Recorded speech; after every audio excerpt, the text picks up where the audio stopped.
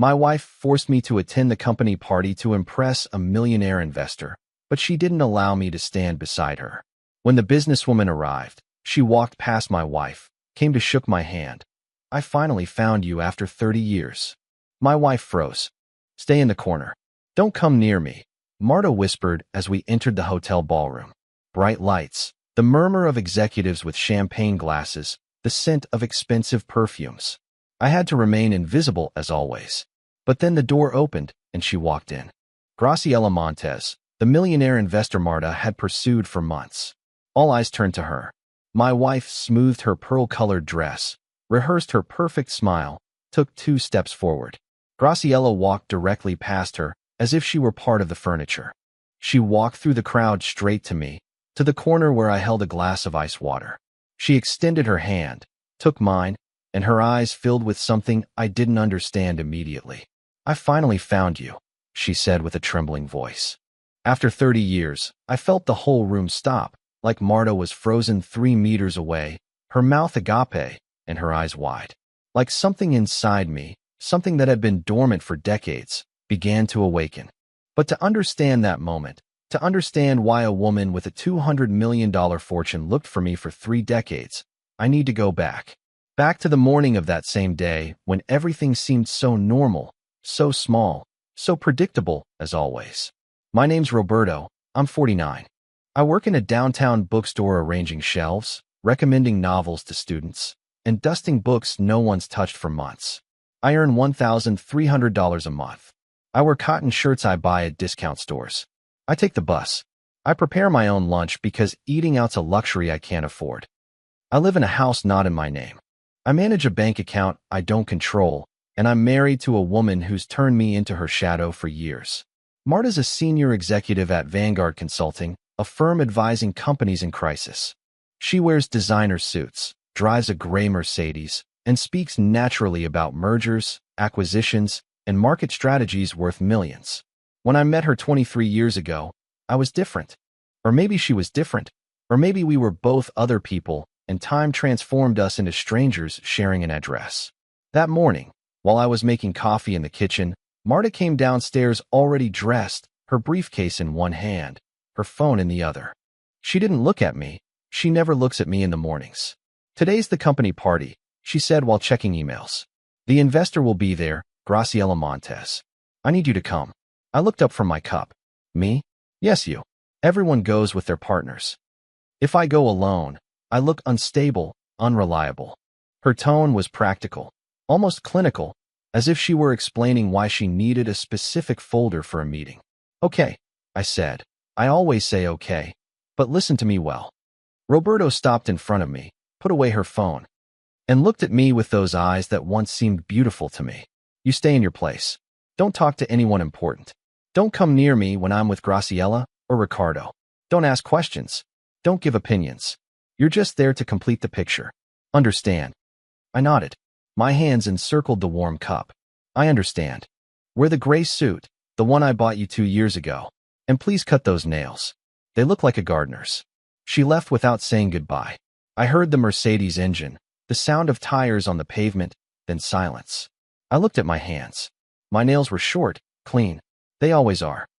But Marta needed to say something. She needed to remind me of my place, my function. I was the accessory, the object carried to give the right impression. I finished my coffee, washed the cup, went upstairs to shower.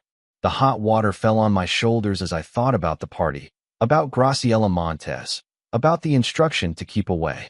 It wasn't the first time. At previous meetings, client dinners, corporate events, I always received the same order. Stay back, don't talk. Smile if someone greets you, but don't start conversations. You're my husband on paper, not in practice. I turned off the tap, dried myself in front of the steamy mirror. My face stared back at me, lines around my eyes, some gray hairs at my temples, an expression I didn't know if it was fatigue or resignation. 49 years old. Sometimes I wonder where the man I was before went, before Marta, before accepting my life could be so small. I dressed in the gray suit, adjusted my wine-colored tie, shined my black shoes, the only pair I have for formal occasions. I went down to the living room and waited. Marta would return at 6 p.m. so we could go together. Meanwhile, I had the day off. The bookstore was closed on Sundays. I sat on the sofa with a book I had been reading, a novel about a man who disappears into the mountains and starts a new life. Fantasies, escapism, stories I'll never live, but that allow me to forget, even for a while, the reality of my existence. The hours passed slowly. At 6 o'clock, the Mercedes stopped in front of the house. Marta entered, looked me up and down, nodded with minimal approval. Let's go. The drive to the hotel was silent. She drove with a tense jaw, focused. I looked out the window at the lit streets, people walking with purpose, with direction. I felt the tie tight around my neck. Remember what I told you? Marta murmured as we reached the parking lot. You stay in your place. I remember. We entered the lobby, went up to the 18th floor where the event hall was. The double doors opened, and we were met by the glitter, the noise, the energy of important people networking. Marta took a deep breath like an athlete before competing. Then she turned to me and whispered those words I already knew by heart. Stay in the corner. Don't come near me. And then everything changed. I stood by a decorative column near the bar. I took a glass of ice water. I observed. That was what I did best after so many years. Observing from a distance, being a silent witness to Marta's life. She was already in full executive mode, shaking hands, laughing with that calculated sound she reserved to impress, strategically touching arms. Ricardo, her partner, was by her side. A 52-year-old man. Perfectly slicked back hair, Italian suit that probably cost more than my 3-month salary. They talked to other executives, forming that closed circle where I would never be welcome. I looked at my polished shoes, my hands holding the glass, the time Marta had chosen for me 2 years ago, when she still cared how I looked, even if only for appearances. My short, clean nails she had criticized that morning. Anyway, every detail of my person had been approved, edited, controlled. I was a version of myself, designed not to cause problems, not to stand out, to simply exist on the margins of someone else's life. A waiter passed with a tray of canapés. I took one without thinking, smoked salmon on toasted bread. I ate it slowly, savoring something I'd probably never make at home. At home I ate simple pasta, basic salads, baked chicken. Marta dined out most nights, business meetings that ran late. I ate alone in front of the TV, watching shows I wasn't really interested in, just to fill the silence. Controlling wife. A voice beside me startled me. It was an older man, probably over 60, with completely gray hair and a kind smile. He held a whiskey. Sorry, I said, feeling heat in my cheeks. I saw you come in with her. The executive in the pearl dress. She told you something, and you stayed here glued to this column like it was your refuge. He drank from his glass. I've been to enough of these parties to recognize the dynamic. I didn't know how to respond. Part of me wanted to defend her, to say it wasn't like that I just preferred to be alone, but the words didn't come because it would be a lie, and I was tired of lying, even to strangers. I've been married for 30 years, the man continued. My wife and I are partners in everything. I don't mean we have a business together, though we do. I mean we're a team. Decisions together, successes together, failures together. He looked at me with something like compassion. That's not what I see between you two. It's complicated, I managed to say. It always is. He raised his glass in a silent toast and walked away into the crowd. I stood there processing the conversation. It was so obvious. Any stranger could see in 30 seconds what I had normalized for years. I looked again to where Marta was. She glowed. She really glowed. Confident, articulate, magnetic. She was good at what she did. She always had been. When I met her, that confidence attracted me. It made me feel that being with someone so strong would make me strong too. But over time I learned that her strength needed my weakness. Her light needed my shadow. For her to rise, I had to fall. Then, the ballroom doors opened. The murmur of conversations gradually diminished, like waves receding on the beach. A woman entered. Medium height, brown hair with gray streaks she didn't try to hide. Impeccably cut, ivory suit. She wore no excessive jewelry, only a watch that probably cost more than a car. She walked with a different kind of confidence than Marta. It wasn't the confidence of someone who needs to prove something. It was the confidence of someone who no longer has anything to prove. Graciela Montez. It had to be her. The way everyone straightened up, how conversations stopped, how eyes followed her. That was the presence of someone with real power, $200 million in strategic investments, according to what I'd heard Marta mention for weeks. A woman who could save companies or sink them with a single decision. I saw Marta adjust her posture, smooth her dress, prepare that smile she practiced in front of the mirror. Ricardo stood next to her, forming a united front. Other executives approached too. Everyone wanted to be in Graciella's orbit. Everyone waiting for their moment to impress her. Graciella greeted some people near the entrance, shook hands, nodded politely, but didn't stop. She kept walking, scanning the room as if looking for something specific or someone specific. Her eyes swept over the groups, the tables, the bar. Marta took a step forward, intercepting her path, extending her hand with that brilliant smile. But Graciella barely looked at her. A brief, almost automatic greeting, and she continued moving forward. I saw confusion cross Marta's face, her smile freezing. Ricardo tried to say something, but Graciella had already passed. She kept walking directly towards where I was. My heart began to beat faster. It had to be a mistake. Maybe she was looking for someone behind me. Maybe she was going to the bar. I looked around, but there was no one else nearby. Just me, glued to my column, holding my glass of water like a lifeline. Graciella stopped in front of me, less than a meter away. Her dark brown eyes studied me with an intensity that made me feel exposed, vulnerable. But it wasn't a cruel look. It was a look that recognized something, that sought to confirm something. "Roberto," she said. It wasn't a question, it was a statement. My name sounded strange in her voice. No one called me Roberto at these events. No one called me anything because no one talked to me. I was Marta's invisible husband, the well-dressed accessory. "Yes," I replied, my voice coming out weaker than I wanted. She extended her hand. I took it, feeling the firmness of her grip, the warmth of her palm. Her eyes remained fixed on mine, and I saw something form in them. Tears. No, not exactly. But there was emotion there, something deep and old. "I finally found you," she said with a trembling voice that contrasted completely with her controlled appearance. After 30 years, the ballroom disappeared. The noise became a distant hum. Only she and I existed in that moment, connected by words that made no sense, but somehow made all the sense. 30 years. What had happened 30 years ago? My mind raced back, searching, digging into memories I'd buried so long ago I almost forgot they existed. Then I heard Marta's voice, sharp and forcibly cheerful.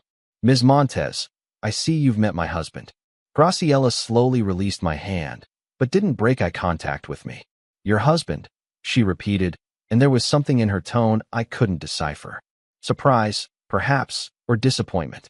"Yes, Roberto and I met a long time ago in another life." "What a wonderful coincidence," Marta said, standing next to me, her hand finding my arm in a possessive gesture she never made in public. "Roberto works in a downtown bookstore. Nothing very exciting, but he likes the quiet." I felt the humiliation in her words, the way she minimized me, explained me as if I were a hobby she'd outgrown. But Graciella didn't seem to be listening to Marta. She kept looking at me. "A bookstore," she said softly.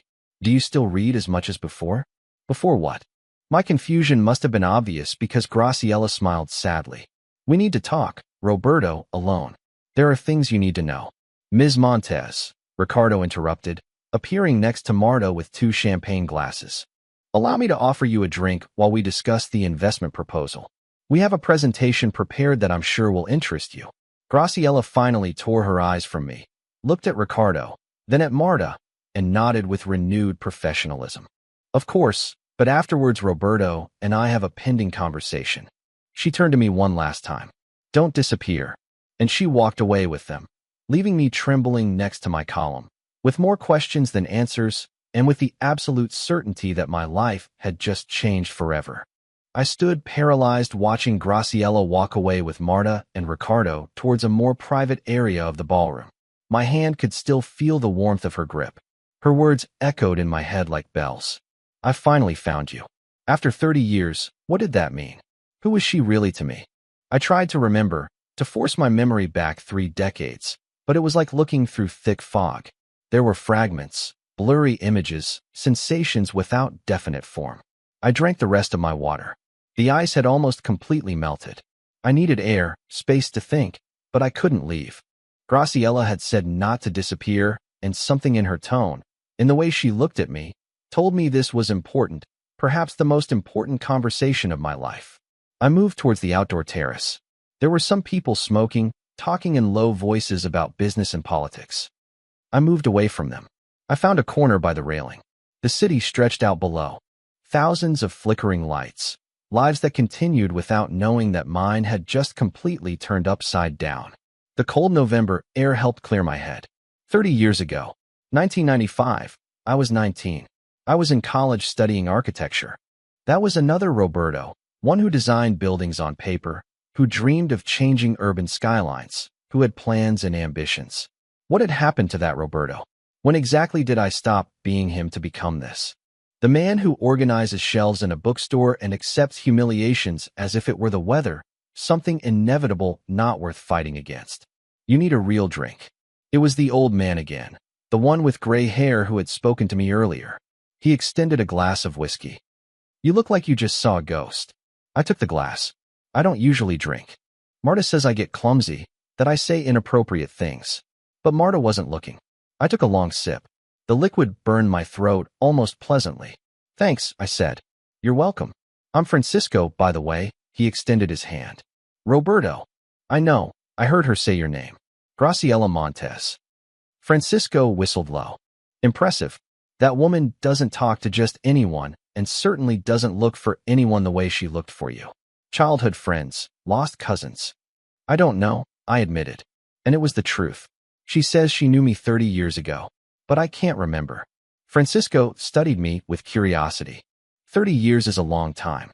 People change, lives take different paths. He paused. Sometimes we become people our past selves wouldn't recognize. His words hit me harder than the whiskey. He was right. If the 19-year-old Roberto could see me now, what would he think? Would he recognize the man who let his dreams die, who accepted becoming invisible, who allowed someone else to control every aspect of his existence? Sorry to intrude, Francisco continued, but I've seen many relationships in my life, businesses, marriages, partnerships, and there's a clear difference between those that work and those that only seem to work from the outside. He drank from his glass. Your wife doesn't treat you like a partner. She treats you like an employee, worse, like a decorative object she can move and store as it suits her. You're absolutely right, I said before I could stop myself. The whiskey was loosening my tongue, or maybe it was the exhaustion of carrying that truth for so long without saying it aloud. But it's complicated.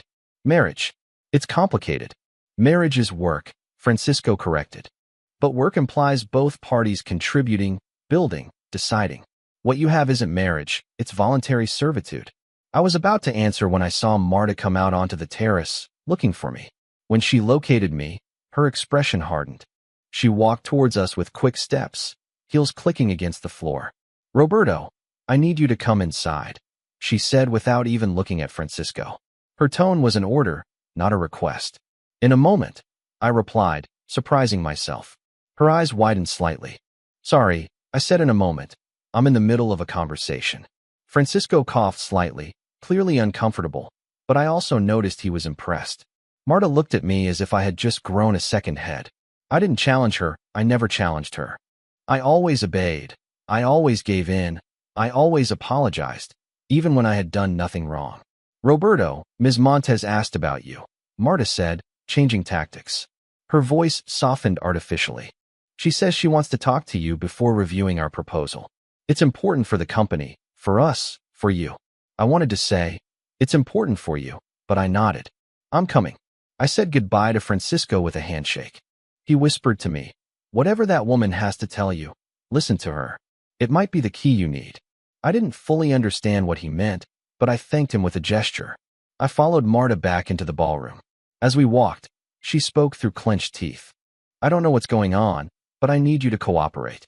Graciela insists on talking to you before making any decision about the investment. Ricardo and I have worked months on this. Don't ruin it. How could I ruin it? I asked, genuinely confused. I don't know, but with you, you never know. You might say something inappropriate, make some strange reference. Just be cordial, brief, and then come back with me.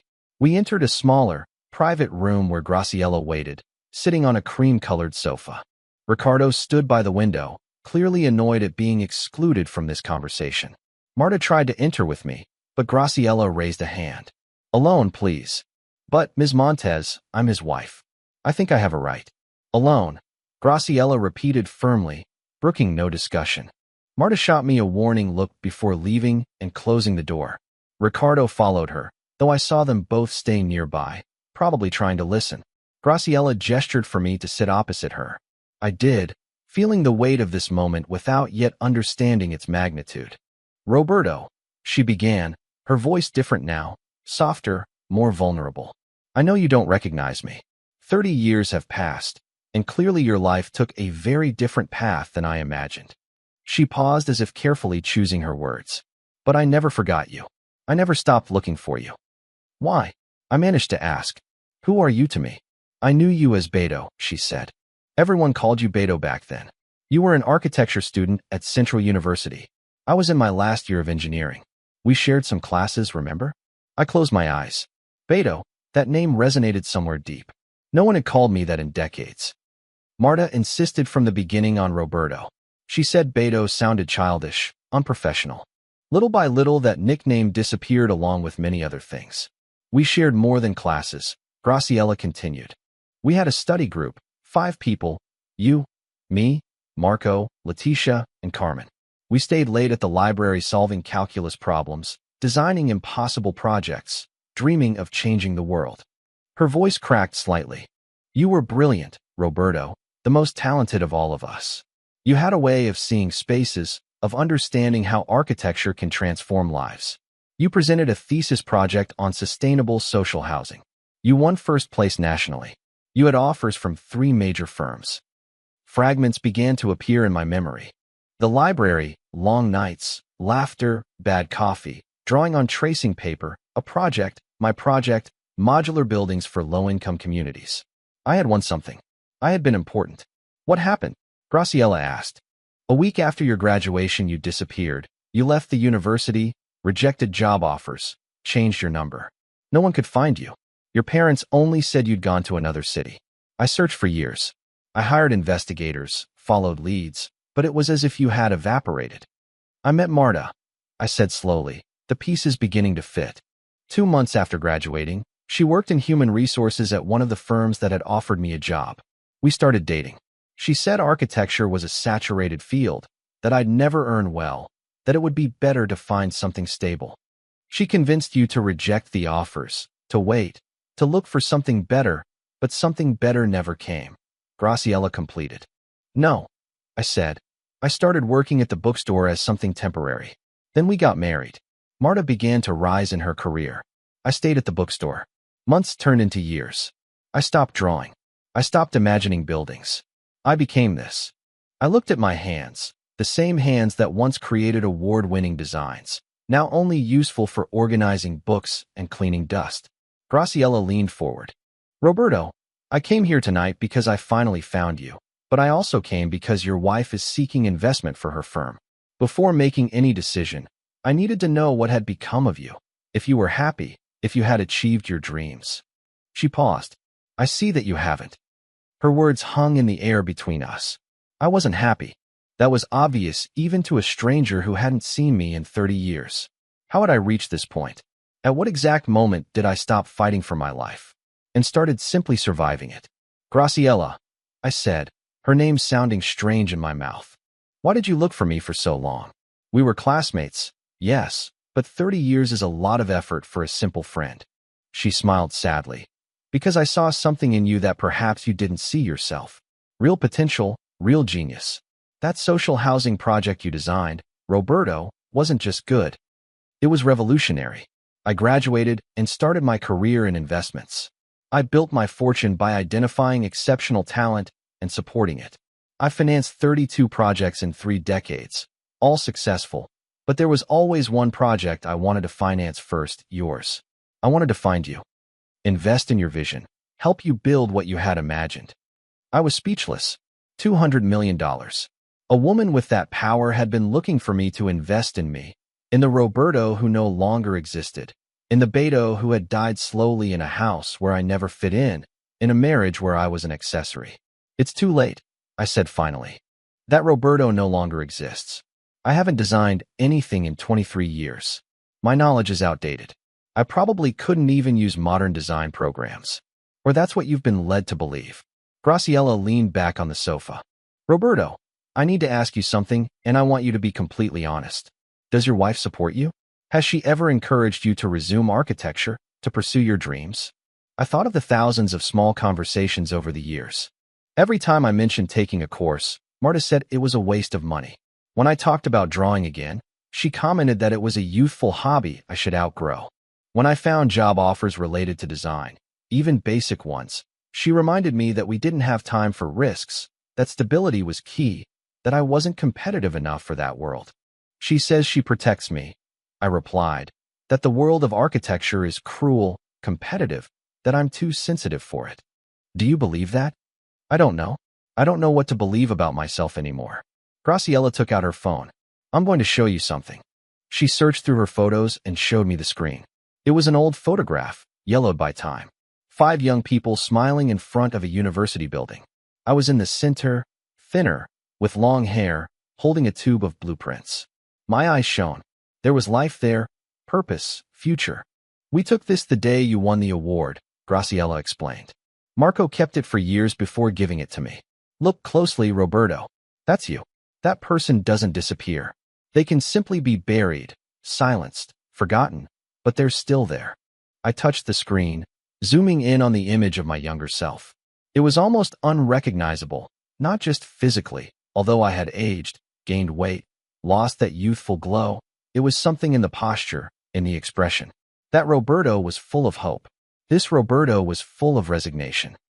The door burst open. Marta entered without asking permission, Ricardo behind her. Ms. Montez, I apologize for the interruption, but we've been waiting for almost 30 minutes. We have the presentation ready there.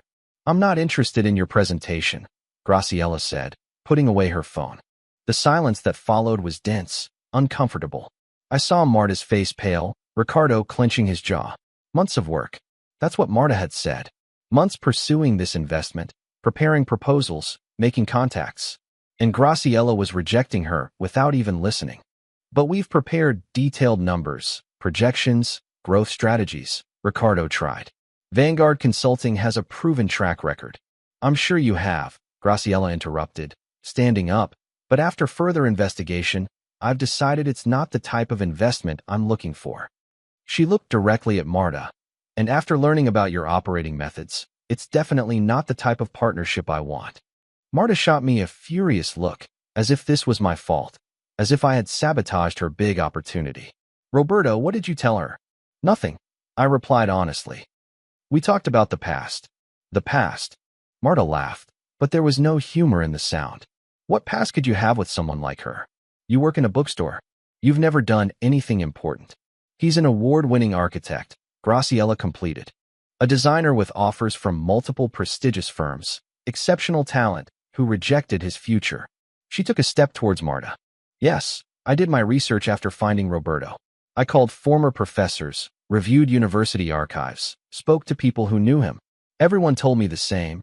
He was brilliant. And then he met someone who convinced him he wasn't. That's ridiculous, Marta said, but her voice trembled slightly. I never.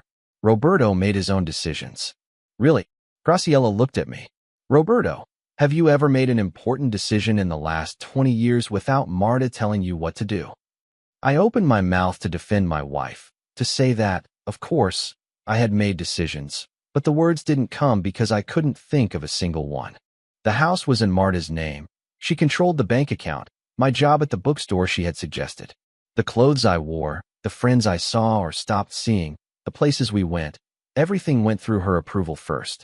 I didn't think it was like that, I murmured. I thought it was normal, that marriages worked like that. Some marriages work like that, Graciela said softly. But only when one person seeks to control and the other accepts being controlled.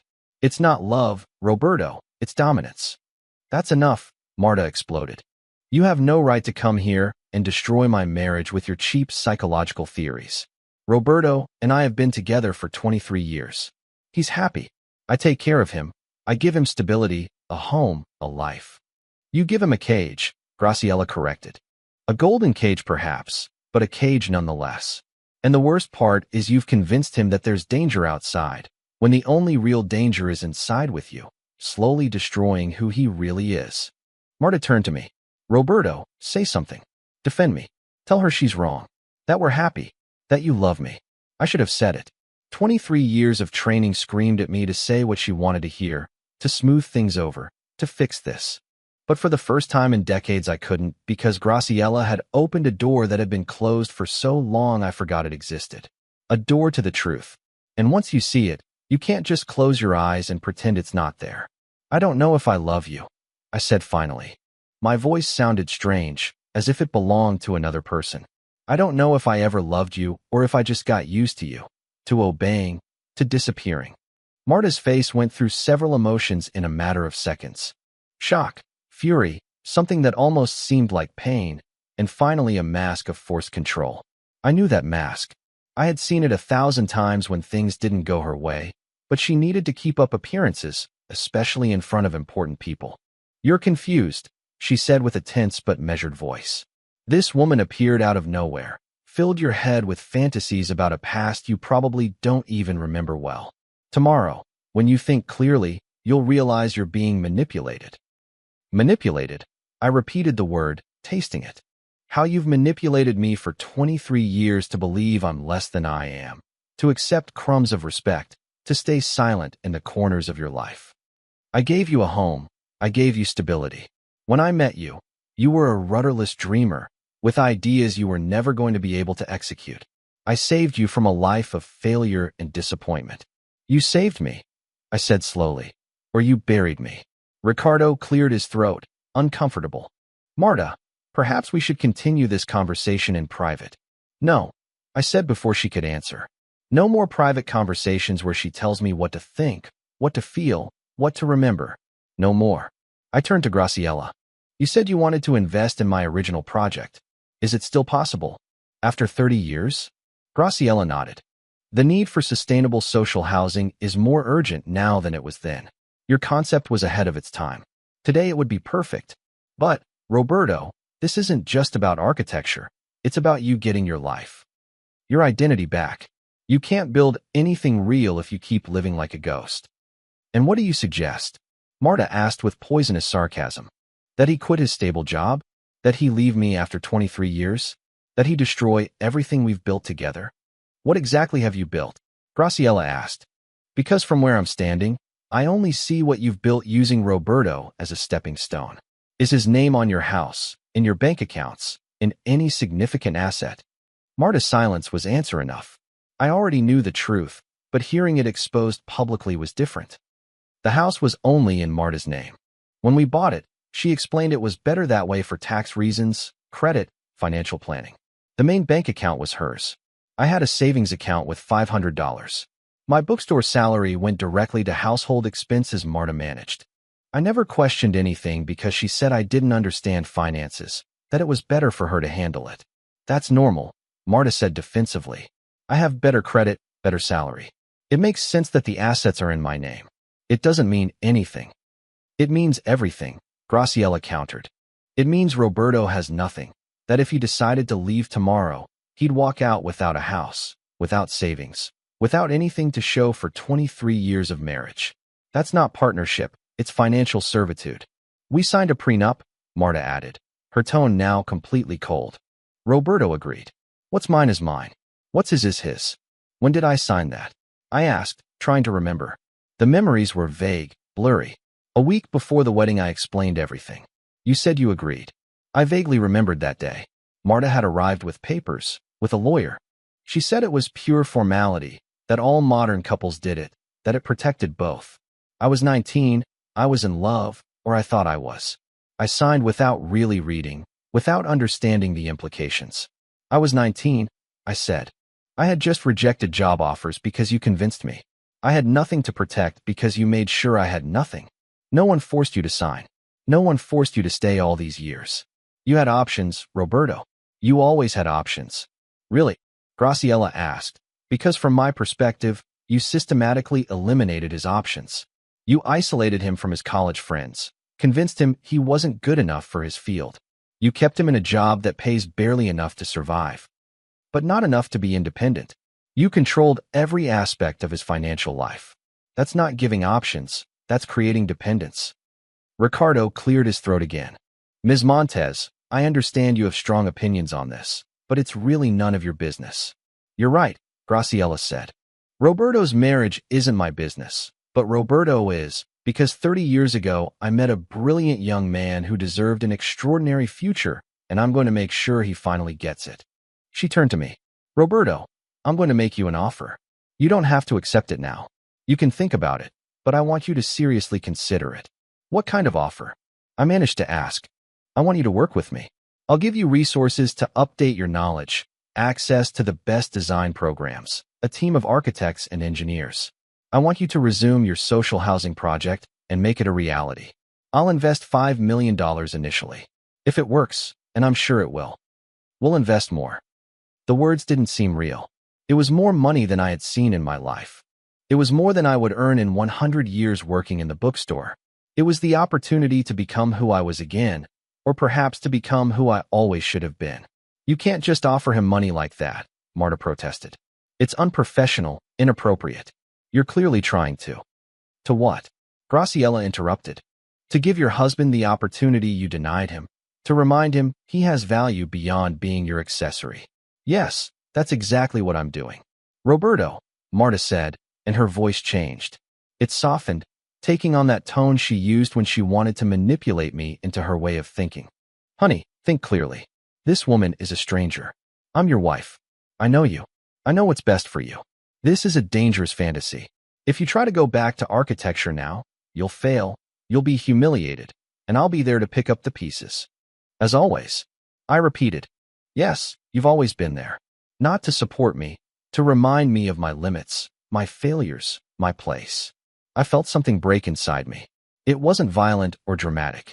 It was like the last thread of a worn rope finally giving way. I don't want to live like this anymore. What does that mean? It means I'm going to accept Graciela's offer. I'm going to try to recover what I lost, what I let die. And if I fail, at least I'll have failed trying, not hiding. Marta's face hardened completely. If you accept her offer, if you make me look bad in front of her, in front of Ricardo, in front of the whole company, you'll regret it. I'll make sure you lose everything. The prenup is clear. You'll leave with nothing. I have nothing, I said simply. So there's not much to lose. Graciela took a card from her wallet. Roberto, here's my private number. Call me tomorrow. We'll start working on this immediately. She handed me the card. Her fingers brushed mine briefly. You're not alone in this. Remember that. I took the card, feeling its insignificant weight, but its enormous meaning. It was a ticket to another life. A life where perhaps I could breathe again without asking permission, where my dreams wouldn't be ridiculed, but supported, where I wouldn't be invisible. This isn't over, Marta said coldly. She turned to Graciela. And you're going to regret getting involved in something you don't understand. I understand perfectly, Graciela replied. I understand that you spent years destroying someone to build yourself up, and I understand that now you're finally going to face consequences. Marta left the room with Ricardo following her, slamming the door shut. I stood there trembling slightly, holding a card that weighed like the whole world in my hand. Graciela waited until we were completely alone before speaking again. She approached the window, looking at the city lights below. I was still standing in the same place with her card in my hand, trying to process what had just happened. In 30 minutes my life had turned 180 degrees. Or maybe it hadn't turned. Maybe it had just stopped being paralyzed. Are you okay? Graciela asked without turning. I don't know. I replied honestly. I think I just ended my marriage. No, she corrected softly. Your marriage ended years ago. It's just that no one had officially declared it. She turned to me. Roberto, I need you to understand something. What I offered you isn't charity. It's not emotional rescue. It's a legitimate investment in real talent. I've reviewed your old work. I spoke with Professor Mendoza. Do you remember him? He's 82 now. But he keeps all his students' outstanding projects. He showed me your original design. Even with 3 decades of age, it's still innovative. Professor Mendoza. The name brought back clearer memories. A tall, serious man who rarely gave praise. When he approved my final project, he shook my hand and said, "You're going to change how we build cities." I believed him at that moment. I was 19 and the world seemed full of infinite possibilities. What happened to that project? I asked. After I graduated, did anyone implement it? No. Without you to defend it, it was filed away. Others tried similar concepts, but none captured the essence of what you had designed. The combination of sustainability, economic accessibility, and architectural dignity. Most architects can achieve two of those three things. You achieved all three. I sat on the sofa, suddenly exhausted. It's been 30 years, Graciela. I'm not that person. My knowledge is outdated. I don't even know how to use modern design programs. That can be learned in weeks. Talent, vision, that isn't learned. You either have it or you don't. And you have it. She sat across from me. But you're right about one thing. You're not the same person. You're someone with 30 more years of living, observing, understanding how people really inhabit spaces. That makes you more valuable, not less. Marta's going to make this very difficult, I said. The prenup means if we divorce I leave with nothing, no house, no savings. I'd have to start completely from scratch. And that scares you? It terrifies me, I admitted. I'm 49. I'm used to a certain routine, a certain security, even if that security comes with a very high price. Graciela nodded. I understand that fear, but let me ask you something. If you continue as you are, where will you be in 10 years? In 20. I thought about it. In 10 years I'd be 59. I'd probably still be at the bookstore. If it even still existed in the digital age, Marta would be more established in her career, more successful, more distant. I'd be even more invisible, smaller, more lost. In 20 years, at 69, what would I have left? What would I have built, experienced, gained? Nothing, I said in a low voice. In 20 years, I would have completely wasted my life. Exactly. So the question isn't whether you can afford to take a risk, it's whether you can afford not to. I looked at the card in my hand. Numbers embossed in gold. Graciela Montes, CEO of Jares Investments. An address in the financial district. An email. A future. Maybe. What do you need from me? I asked. If I accept, what's the next step? First, you need to stabilize. Find a place to live that's not under Marta's control. Second, you need legal advice. The prenup needs to be reviewed by a competent lawyer. Sometimes those agreements have clauses that can be disputed, especially if they were signed under pressure or without adequate representation. She paused. I have an excellent lawyer, Carmen Ruiz, specializing in family and financial law.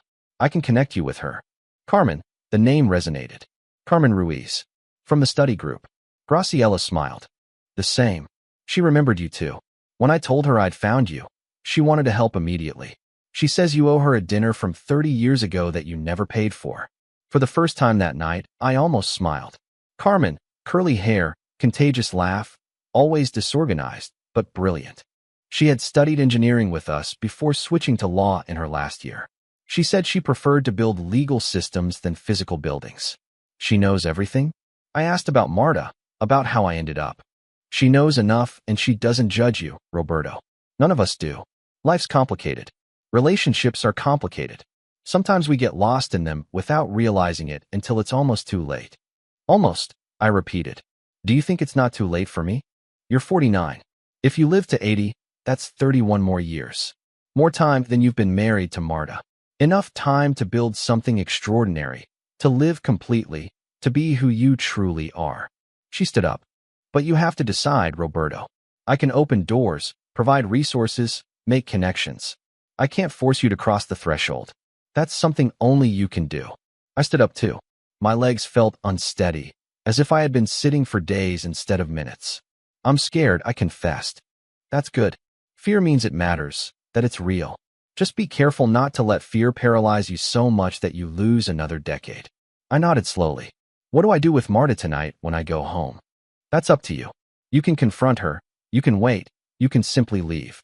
But I'd suggest you don't make important decisions when you're emotionally exhausted. Go home if you need to, sleep, think, but tomorrow call me. We'll start working on a concrete plan. And if I change my mind, and if tomorrow I wake up and decide it's easier to stay where I am. Graciela looked at me with a mixture of compassion and firmness.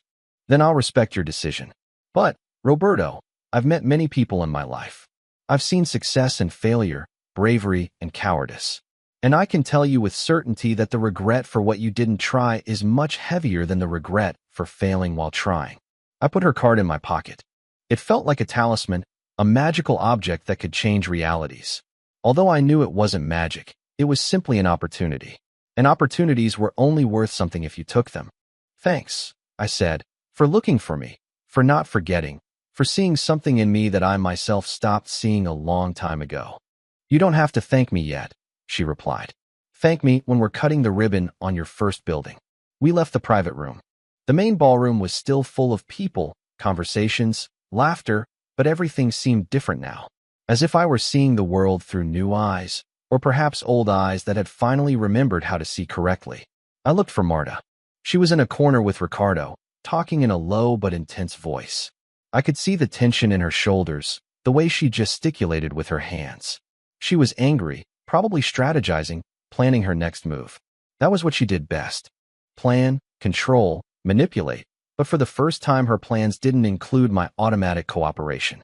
Francisco, the older man who had spoken to me earlier, approached with a smile. Looks like things got interesting. You could say that, I replied. A little chaos is healthy. It breaks patterns that have become too rigid. He patted me on the shoulder. Whatever you decide to do it completely. Not halfway. A halfway life isn't life. Wise advice. It's not wisdom, he said. It's experience. I spent years living a life that wasn't mine, trying to please people who were never going to be satisfied. I wasted valuable time. Don't make the same mistake. Graciela appeared beside me. Roberto, I'm going to leave. I expect your call tomorrow. She handed me something else, a key. If you need a place to stay tonight, I have a guest apartment in the Centuri building. It's empty. Use it if you need it. No questions, no commitments. I took the key, feeling its cold weight in my palm. It was more than a key. It was an emergency exit, a refuge if things at home became unbearable, and they probably would. Thanks, I said again, the words seeming insufficient for what I truly felt. She left and I stood there, surrounded by people I didn't know, with a wife I no longer recognized and a future that for the first time in decades wasn't completely written. It was terrifying, it was liberating, it was the beginning of something I couldn't predict, and maybe that was exactly what I needed. The drive home was tense and silent. Marta drove with her hands clenched on the steering wheel, her jaw tight, her eyes fixed on the road. I looked out the window, watching the city lights pass, feeling the weight of Graciela's key in my pocket next to her card. I hadn't used either yet, but knowing they were there gave me a strange feeling, power, perhaps, or at least the illusion of having it. When we reached the house, Marta turned off the engine, but didn't move. She sat in the darkness of the garage, breathing slowly and deliberately. I knew that breathing. It was her way of controlling rage before speaking, of organizing her thoughts into sharp arguments like knives. Are you going to explain that? She finally asked, her voice dangerously calm. Which part? Don't play with me, Roberto. You know exactly what I mean. Graciela Montes, your mysterious past, your little act of rebellion in front of her. It wasn't an act. Then what was it? A psychotic episode? A midlife crisis? Because it certainly wasn't the man I've been married to for 23 years. Perhaps that's the problem, I said, surprising myself with my own calm. Perhaps the man you've been married to for 23 years isn't who I really am. Marta turned to me. The automatic garage lights illuminated her face, showing every line of tension. And who are you then? A failed architect clinging to university glories from 3 decades ago? A dreamer who never had the courage to make his dreams come true? I never had the chance, I replied. You made sure of that. I saved you from yourself. You were idealistic, impractical. You would have ended up jobless, penniless, blaming the world for not recognizing your genius. I gave you structure. I gave you purpose. You gave me a cage. I gave you a life. Her voice rose in volume. A home, stability, years of support. And this is how you repay me, humiliating me in front of the most important investor I've pursued in years. It wasn't about you, I said. For once, something wasn't about you. Everything's about me when it affects my career, my reputation, my future. Do you think Graciela will invest in Vanguard after this scene? Do you think Ricardo will forget how my husband made me look like a fool? You destroyed months of work in a single night. You destroyed 30 years of my life. The words came out before I could stop them. 30 years telling me I wasn't enough, that I wasn't capable, that I should stay quiet and small. 30 years erasing who I was until I could barely remember it. Marta was silent for a moment. When she spoke again, her voice had changed. Softer, almost vulnerable. I thought you were happy. I thought this was what you wanted. A quiet life, without pressure. No, Marta, that's what you wanted for me. You never asked me what I wanted. I asked you at the beginning. You said you wanted to be with me. I was 19 and I was in love. Or I thought I was. I didn't know that being with you meant ceasing to be myself. She got out of the car abruptly and entered the house. I followed, knowing this conversation wasn't over. It never ended until she decided it had ended. That was another of her unwritten rules that I had accepted without questioning for too long. Inside, Marta went straight to the bar and poured herself a glass of wine. She drank half in one gulp. What do you want, Roberto? Do you really want a divorce? Throwing 23 years out the window because a stranger filled your head with fantasies. I want to get my life back. Your life is here with me. No, I said firmly. My existence is here. My life is somewhere I still have to find. You're ridiculous. You're almost 50. There's no new life waiting for you. There's just more years of mediocrity until you're too old for it to matter. Graciela doesn't think so. Graciela, she spat the name like poison. Graciella's a manipulative businesswoman who saw an opportunity to sabotage me and took it. She doesn't care about you, Roberto. You're just a tool to hurt me. Why would she want to hurt you? She doesn't even know you. Because women like her enjoy destroying other successful women. It's competition, power games, and you're too naive to see it. I sat on the sofa, suddenly exhausted. You know what's saddest, Marta? That even now, even when I'm trying to have an honest conversation with you, you make it about you. Your career, your reputation, your fears, never about us, never about me. Because you were never strong enough to carry your own weight, she said coldly. Someone had to be the strong one. Someone had to make decisions, and that someone was always me. Because you never let me be strong. Every time I tried something, you crushed it. Every idea, every ambition, every small attempt to be more, you turned it into something impossible, impractical, dangerous. Marta finished her glass and poured another. Her hands trembled slightly. If you leave, you won't survive. You don't have money. You don't have a house. You don't have relevant skills. You'll end up in a cheap apartment working at the bookstore until they close, wondering why you were so stupid. Perhaps, I admitted, but at least it'll be my stupidity, my decision, my life. And her money, she added bitterly. Graciela and her $5 million. That's what really convinced you, right? Not a renewed sense of purpose, just greed. If it was about money, I'd stay with you. You earn 4 times what I earn. You have the house, the savings, the investments. Economically, staying makes much more sense. Then why aren't you staying? Her voice cracked slightly. What's so terrible about your life here that you'd prefer to risk everything? I looked at her, really looked at her, perhaps for the first time in years. I saw a 46-year-old woman, successful, intelligent, attractive, but I also saw someone who had built her identity on controlling another person, who needed my smallness to feel big. And for the first time I felt something that wasn't love or hate, it was pity. It's not that it's terrible, I said softly. It's that it's not mine. It's your life, Marta, your rules, your decisions, your vision. I'm just an extra in your movie. That's not true. No. Tell me the last time we made an important decision together, one where my opinion really mattered. She opened her mouth, then closed it, thought for a long moment. You chose the color of the living room, she said. Finally, I chose between 2 options you pre-selected, and then you changed the color anyway because you decided it didn't match the furniture. That's a small detail. Those small details are my entire life, Marta. Thousands of small decisions where my voice didn't count until I stopped having a voice, until I stopped remembering I ever had one. She sank into the armchair across from me. I don't know how to fix this. I don't know if it can be fixed, I replied honestly. I think we've gone too far in different directions. Or maybe we were never going in the same direction. We just pretended for so long that we forgot. Then, that's it. 23 years ended by one night's conversation. Not ended by one conversation, ended by 23 years of conversations we never had, of truths we never told, of a relationship that was never truly equitable. Marta drank her wine in silence.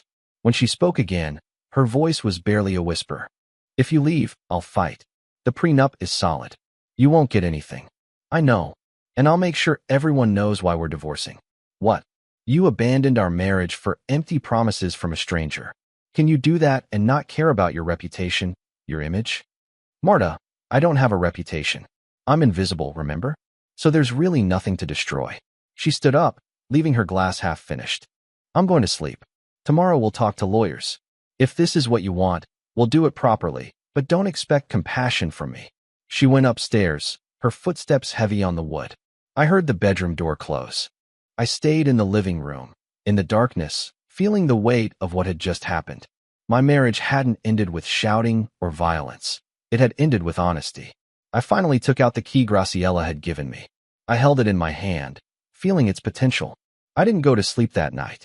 I stayed on the living room sofa, staring at the ceiling, thinking about everything and nothing. Around 3 a.m., I made a decision. I couldn't stay in that house another night. Not while everything was so charged, so tense. I needed space to breathe, to think without feeling the walls closing in on me. I went silently to our bedroom. Marta slept with her back to the door, her breathing deep and regular. I took some essential things, clothes, toiletries, my personal documents that I kept in a drawer she never checked. Everything fit in an old backpack. It wasn't much, 23 years reduced to a bag I could carry on one shoulder. I left a note on the kitchen table. I need time to think. Don't try to contact me for a few days. Short, direct, without unnecessary explanations, just as she did when she made decisions for both of us. I left the house while the sky was still dark. I took a taxi to the Centuri building. Graciela's apartment was on the 20th floor. When I opened the door with the keys she had given me, I was greeted by a clean, minimalist space, with huge windows showing the city beginning to awaken. There was nothing personal there, only functional furniture, a well-made bed, an equipped kitchen. It was perfect for someone who needed to disappear for a while. I showered, changed my clothes, and sat by the window with a coffee I made with the automatic coffee maker. I watched the sunrise painting the sky in oranges and pinks. It was beautiful. I didn't remember the last time I had seen a sunrise. Marta always kept the curtains closed. She said the morning light ruined her sleep. At 8 a.m., I called the number on Graciela's card. She answered on the second ring. "Roberto," she said, and I could hear the smile in her voice. "I was expecting your call. I used your apartment. I hope that's okay. That's what I gave you the key for. How are you?" Confused, scared, but also for the first time in a long time. I feel like I can breathe. That's a good sign. Did you talk to Marta? Yes. It wasn't easy, but it was necessary. We're getting a divorce. She's going to fight for everything. But honestly, there's not much to fight over. About that, Graciela said. Carmen wants to meet with you today. She can see you at 11 if you're available. Her office is on Madero Street, number 432, 8th floor. I'll be there. Good. And Roberto, after you talk to Carmen, come to my office. I have some people I want you to meet, former colleagues who are excited to work with you. Graciela, this is all happening very fast. I know, but you've waited 30 years. There's no point in waiting any longer. I ended the call and prepared for the meeting. I put on the gray suit, the same one I had worn the night before. It was the only one I had. As I adjusted my tie in front of the mirror, I noticed something different in my reflection. It was still me. Still the same lines around my eyes, the same gray hairs, but there was something in the posture, in the expression, something less defeated. Carmen's office was in a modern downtown building. I went up to the 8th floor and found an elegant reception with the name Ruiz and Associados in gold letters. A young assistant immediately led me to a spacious office with a city view. Carmen stood by her desk, reviewing some documents. When she saw me, she smiled broadly. She still had that curly hair, though now with some gray streaks. She had gained some weight, but she looked healthy, successful, self-assured. "Beto," she said, using the nickname I hadn't heard in decades. "I can't believe we finally found you." She hugged me, and I felt something warm in the gesture. Genuine friendship, unconditional, without hidden agendas. "Hi, Carmen. It's been many years, too many." But Graciela brought me up to speed. "Sit down, please. We have a lot to talk about." I sat across from her desk. She took a notebook and a pen. "First, the basics. Graciela mentioned you signed a prenup with your wife. Do you have a copy?" "No. Marta kept all important documents. She said it was more organized that way." Carmen made a note. "That's a red flag, but I expected it. We'll request an official copy. Now tell me about your finances. Do you have bank accounts in your name? A savings account with $500. That's it. The house is in Marta's name. Investments, properties, vehicles. Nothing in my name. Carmen put down her pen. Roberto, I'm going to be honest with you. On paper, this looks bad for you, but there are some things we can explore. First, when you signed that prenup, did you have independent legal representation?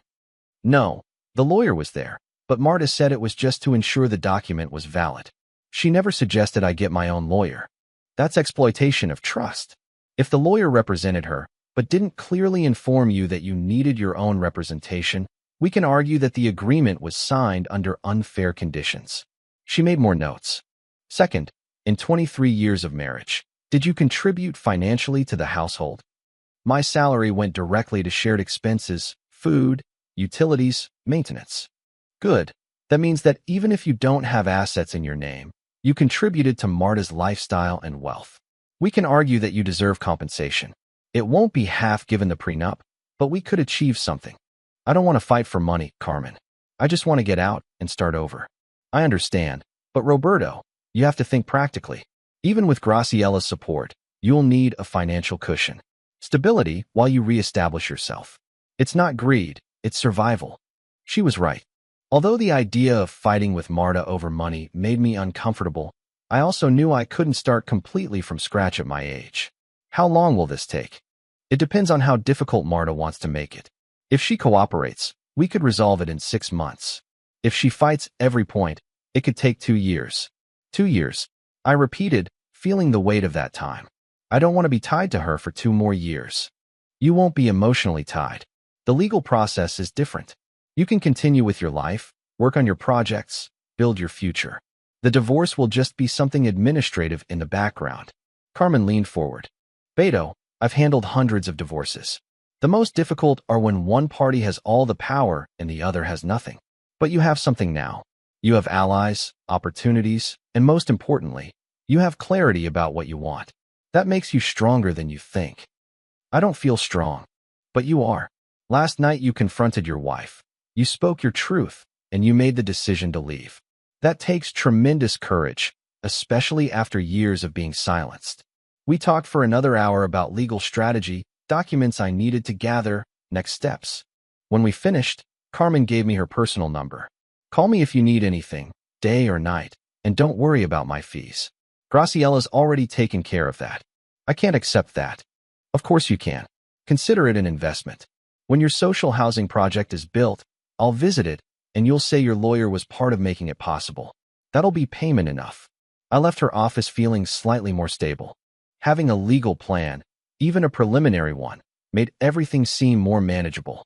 It wasn't just emotional chaos anymore. It was a process with steps, deadlines, objectives. I walked to Graciella's office, which was only 3 blocks away. The building was impressive, all glass and steel, with a lobby that looked like a modern art museum. I took the elevator to the 35th floor, where a receptionist waited for me with a smile. Mr. Roberto, she said, Ms. Montez is waiting for you this way, please. She led me down a hallway with walls covered in photographs of projects Graciella had financed, sustainable buildings, community centers, innovative schools. It was impressive to see the impact a person with resources and vision could have. Graciella's office was spacious, but surprisingly modest. There was no unnecessary ostentation, just elegant functionality. She was sitting at a conference table with 3 other people. When I entered, everyone stood up. Roberto, Graciella said, I want to introduce you to your team. A man about 35 years old extended his hand first. Marco Sanchez, senior architect. I've been studying your original project for the last week. It's brilliant, truly brilliant. Marco, the name resonated. Marco from the study group. He smiled. The same, though 30 years older and with considerably less hair. I couldn't believe it. Marco, another ghost from the past returning to life. We hugged, and I felt tears forming in my eyes.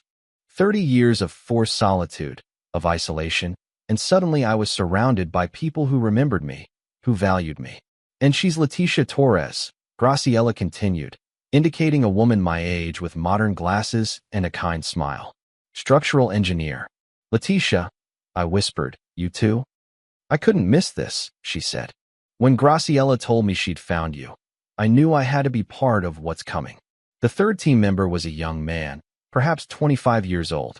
And this is Andres Mora, specialist in sustainable design and green technologies. He'll help us update your concept with the latest innovations. We all sat around the table. Graciela unfolded the original blueprints of my project. Seeing those plans after 30 years was like finding a photograph of someone you loved and forgot.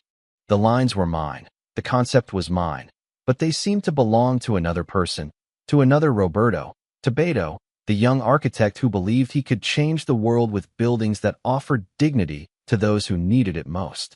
Marco unfolded updated versions next to my original designs. Look at this, he said with enthusiasm. Your concept of prefabricated yet customizable modules is still revolutionary. But now we have better, more sustainable materials. Integrated solar panels, rainwater harvesting systems, advanced thermal insulation. He pointed to different sections. We can reduce construction costs by 40% and maintenance costs by 60% compared to traditional social housing. Letitia added, and structurally we can make taller, more stable buildings with better seismic resistance. Your original design was for 4 floors. Now we could go up to 8 without compromising aesthetics or functionality. Andres showed digital renderings. Imagine entire communities built with this system. Not just housing, but community spaces, green areas, educational centers, all integrated, all sustainable. I watched them work, talk with passion about something I had created decades ago. It was surreal. For so long I had convinced myself that those ideas were youthful fantasies, irrelevant, forgotten. But here they were, alive, evolving, becoming something greater than I had imagined. When can we start? I asked, my voice barely a whisper. Graciela smiled. We already started. I've identified 3 potential locations on the outskirts of the city. Land where the government is looking for social housing solutions. I have meetings scheduled with officials next week. I want you to come with me, to present your vision directly. I haven't presented anything in 30 years. I don't know if I can. Can you? Marco interrupted. We'll help you prepare. We'll practice together. And Roberto, when you talk about this, when you explain your vision, the passion will be there. It always was. We spent the next hours reviewing every aspect of the project. Costs, timelines, technical challenges, additional funding opportunities. It was overwhelming, but exciting. I felt my brain awaken after years of hibernation. Ideas flowed, questions arose, connections formed. It was like remembering a language you thought you had forgotten, but that was always there waiting. When the meeting ended, Graciela asked me to stay. The others left, promising to send me material to review. We were left alone in her office as the sun began to set, painting the walls in golden tones. How do you feel? She asked. Terrified, I admitted, but also more alive than I've felt in decades. That fear's good. It means it matters, that you're truly invested in this. She paused. Roberto, I want you to know this isn't charity. I'm not rescuing you out of pity. This is business. I believe this project will be successful, profitable, and impactful. I'm going to make money from this, and so will you. It's still hard to believe. I know, but in time you will. When you see the first building finished, when you see families moving into homes you designed, when you realize the real impact, then you'll believe it. She stood up and went to the window.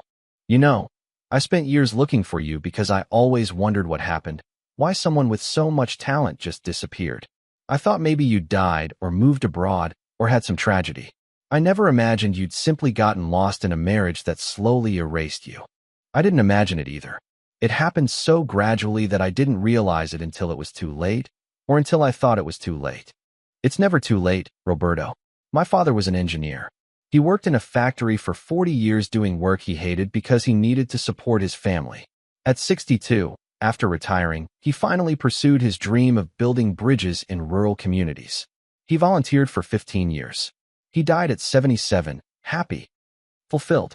He said those last 15 years were worth more than the previous 40. And you always knew what you wanted? No. I studied engineering because it was practical, because it paid well, but during my last year I discovered that what I was really passionate about wasn't building things, but enabling others to build. Being the bridge between talent and resources. That's what I do now, and I love it. We were silent for a moment. Then I asked, what if I fail? If it turns out Marta was right, and I'm not good enough? Then you'll fail, she said simply. And you'll learn, you'll adjust, and you'll try again. But, Roberto, failure's only permanent if you stop trying. And something tells me that after 30 years of giving up, you're no longer that person. She was right. I had spent 3 decades accepting imposed limitations. I no longer wanted to live like that. I preferred to try and fail than never try, and always wonder what would have happened. I left her office as night fell. The city sparkled with millions of lights. I walked aimlessly for a while, processing everything. My phone rang. It was a message from Marta. We need to talk about the division of assets. My lawyer will contact you. Cold, professional, exactly what I expected. I replied, my lawyer is Carmen Ruiz. She'll coordinate. I didn't add anything else. There was nothing more to say. I returned to Graciella's apartment. I prepared a simple dinner, pasta with vegetables. I ate alone, but I didn't feel lonely. There was a difference. The loneliness I felt in my marriage was dark, empty. This was different. It was space to grow, to breathe, to find myself. Before sleeping, I took out a notebook I had bought on the way. Blank paper, infinite possibilities. I started to draw. First clumsy, unsure strokes, but then something changed. My hand remembered. The lines became firmer, more confident. I drew buildings, spaces, dreams I had buried. And as I drew, I felt something I hadn't felt in years. Hope. 3 months later, I stood in front of an auditorium full of government officials, investors, and community leaders. Marco, Leticia, and Andres were with me. Graciella was in the front row, smiling confidently. I presented my updated project. I spoke about architectural dignity, sustainability, community. My voice didn't tremble, my hands didn't sweat. I knew exactly what to say because I was finally speaking from my truth. When I finished, there was silence for a moment, then applause, intelligent questions that I answered with confidence. At the end of the presentation, 3 of the 5 officials wanted follow-up meetings. 2 private investors expressed interest. The project was going to happen. It was real. Outside the auditorium, Graciella hugged me. You did brilliantly. We did, I corrected. None of this would have been possible without you, without all of you. But you're the one who made it real, your vision, your work, your courage. Carmen appeared. She had also attended the presentation. The divorce was finalized yesterday. Marta accepted a settlement. It's not much, but it's something. $50,000 and some furniture. How did she take it? With the forced dignity of someone who lost control. But Roberto, she'll be fine, and you'll be better than fine. She was right. In the following months, I saw it become a reality. The first buildings began to be constructed. Families who never thought they could own a home received keys to beautiful, sustainable, dignified homes. I saw children playing in green spaces I designed. I saw community forming in places where I had imagined it would form. Marta and I didn't speak again after the divorce. I heard her company struggled after losing Graciella's investment, but eventually recovered. She found other investors, other projects. Her life continued without me, as it probably always did, and mine continued without her. Only now it was truly mine. At 50, I didn't start over. I finally started, not as the 19-year-old architect with impossible dreams, but as a mature man who had learned it's never too late to reclaim your life, to remember who you are, to build not only buildings, but your own future. 30 years lost, yes, but 30 years gained afterward. And those years, the ones I'm living now, are worth every moment of darkness I went through to get here.